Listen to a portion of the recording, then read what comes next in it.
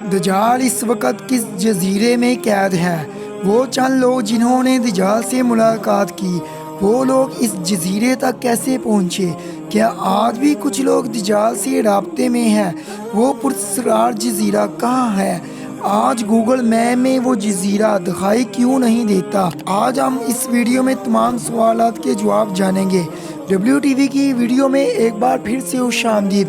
اگر ابھی تک آپ نے ہمارا چینل سبسکرائب نہیں کیا تو برائے مہربانی سبسکرائب کر لیں۔ دجال وہ فتنہ ہے جس کے متعلق حضرت آدم علیہ السلام سے لے کر حضرت محمد صلی اللہ علیہ وسلم تک تمام پیغمبروں نے اپنی اپنی امتوں کو آگاہ کیا۔ یہ قیامت تک کا سب سے بدترین فتنہ قرار دیا گیا ہے۔ دجال شیطانی قوتوں کا حامل ہوگا، دنیاوی طاقتوں سے مالا مال ہوگا، پوری دنیا میں تباہی مسلط کر دے گا۔ دجال اس وقت کہاں ہے اور کس حالت میں ہے؟ اس کے متعلق ایک عجیب غریب روایت حدیث کی کتابوں میں ذکر ہوتی ہے۔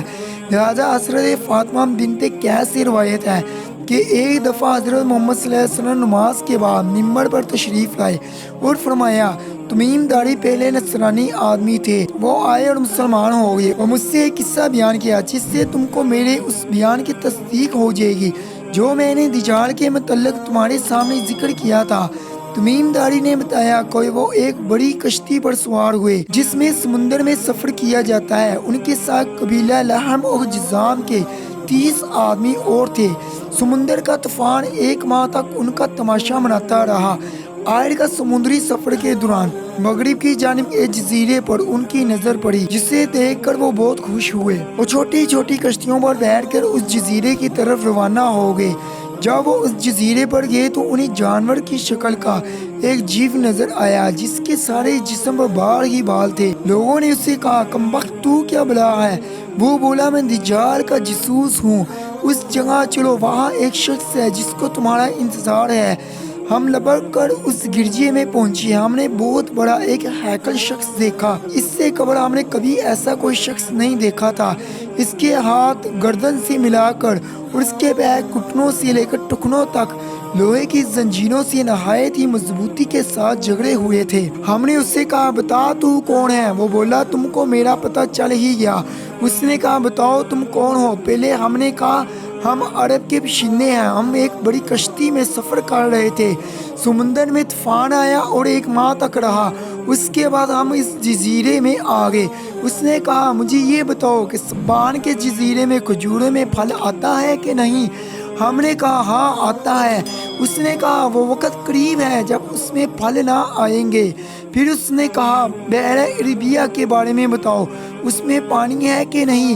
ہم نے کہا، بہت ہے۔ اس نے کہا، وہ زمانہ قریب ہے جبکہ اس میں پانی نہیں رہے گا۔ پھر اس نے پوچھا، صغر کے چشمے کے متعلق بتاؤ، اس میں پانی ہے یا نہیں؟ وہ کہا، اس بستی والے اس پانی سے کھیتوں کو سیراب کرتے ہیں۔ ہم نے کہا، اس میں بہت پانی ہے اور لوگ اس پانی سے کھیتوں کو سیراب کرتے ہیں۔ پھر اس نے کہا، اپنی امی کا کچھ حال سناؤ۔ ہم نے کہا، وہ مکہ سے ہجرت کر کے مدینہ تشریف لے گئے ہیں۔ پھر اس نے کہا کہ کیا عرب کے لوگوں نے اس کے ساتھ جنگ کی ہے؟ ہم نے کہا، ہاں۔ اس نے کہا، پھر کیا نتیجہ رہا؟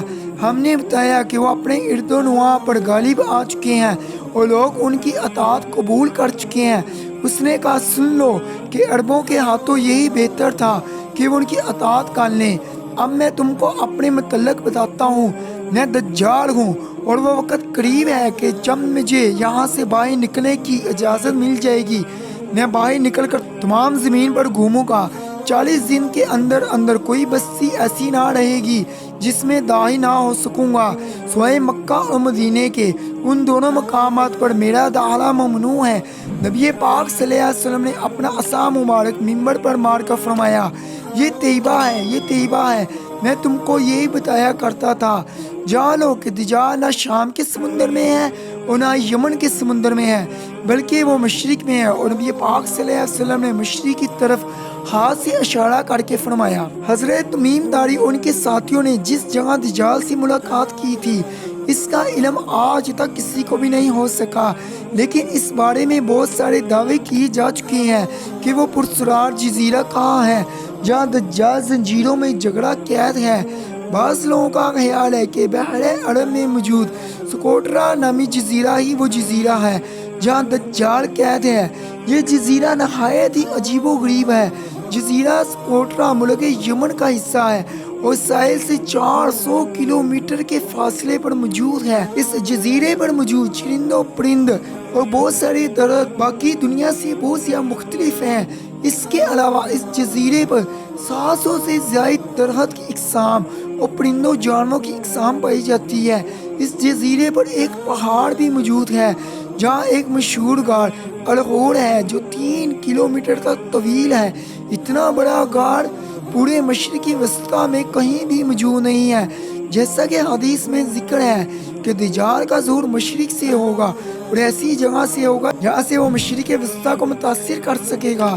لہٰذا ان تمام نشانیوں کی وجہ سے لوگ اس جزیرے کو دجال کا جزیرہ قرار دیتے ہیں، جبکہ کچھ لوگ بحر اوقیانوس اٹلانٹک اوشن میں موجود برمودا ٹرائینگل کو ہی دجال کا جزیرہ قرار دیتے ہیں۔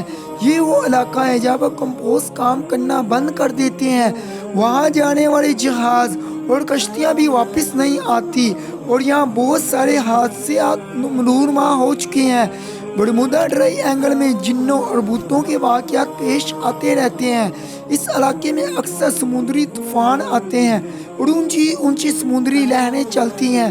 برمودا دراصل صرف ایک جزیرے کا نام نہیں، یہ ایک تکون نما ایک علاقہ ہے جس کے اندر 300 سے زائد جزیرے آباد ہیں جہاں تک آج تک کسی انسان نے قدم نہیں رکھا۔ اس برمودا ٹرائینگل پر کی تحقیقاتی رپورٹ کو بھی آج تک شائع نہیں کیا گیا۔ یوں لگتا ہے کہ دنیا کی حکومتوں کی اس کی اجازت نہیں۔ مشہور مصری حقائق داؤد عیسیٰ کے مطابق برمودا ٹرائینگل میں موجود ایک حصہ دجال کے زیر استعمال ہے۔ اس نے باقاعدہ وہاں قلعے نما محل بنا رکھے ہیں جو تکون کی شکل میں موجود ہیں۔